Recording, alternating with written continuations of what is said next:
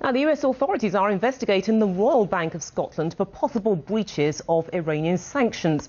The Federal Reserve and the Department of Justice are looking into deals that were done by the bank after receiving information from RBS 18 months ago. Only last week, another British bank, Standard Chartered, agreed to pay a £215 million fine to the New York State's Department of Financial Services. Well, for more on this story, let's talk to Chris Roebuck. He's a banking expert from the Cass Business School. Chris, a very good evening to you.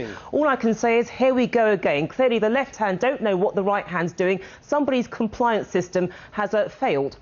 Sorry, I thought you were talking about the US regulators for a moment.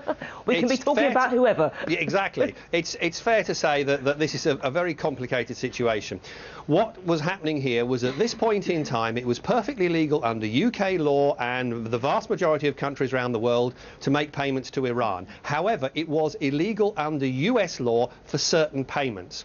What's been happening here is that the interpretation of those certain payments, whether they fell into the legal bucket or the illegal bucket, is quite complicated. And not just British banks have been caught out. Deutsche Bank, UBS, American banks have been caught out because the regulator's been saying, effectively, you should have assumed that those payments were illegal unless you had evidence they were legal. And the banks were saying, well, no, because we thought they were legal because the evidence had suggested that they were legal. Yeah, but then, just to play the devil's advocate, indeed, what is the point of a compliance department if a compliance department is meant to address these very issues and steer a bank out of choppy waters? What is going on? The challenge for compliance departments and indeed for legal departments is that to some degree they have to balance being able to do business with the elements of compliance. You can create a system that is absolutely watertight and no one could possibly do anything wrong, but the downside of that is that it's so rigorous that no one can actually do anything, so the bank can't do any business.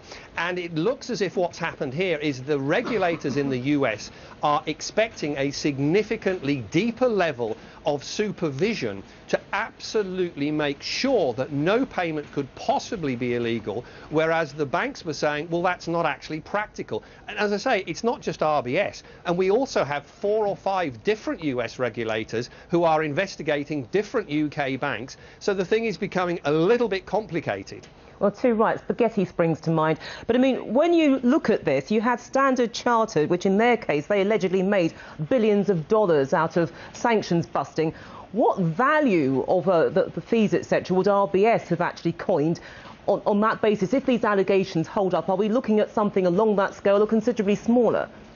Well, it's not quite clear, what these payments were and where they went through the system. Obviously, for an international bank, there could be any number of departments that were moving business around the world and that might have fallen into the net that the US regulators are now looking at. The key thing is to actually look at whether there's potentially going to be reputational damage. And it seems that what's now happening is that people are beginning to say, well, hang on. To be honest, at this point in time, this was a purely US issue, and that it was perfectly legal to do business with Iran elsewhere in the world. And also it was extremely complicated. So this, to some degree, looks like it was people falling into the swamp, so to speak, rather than deliberately trying to avoid making payments that conform to US regulation. But as the investigation deepens, we will discover which banks fell into it by accident and which banks were trying to avoid the sanctions deliberately by misleading. Right, which means that you and I will be having this conversation again. But Chris Roebuck, for a very long time, I suspect. We'll leave it there. Thank you for joining us.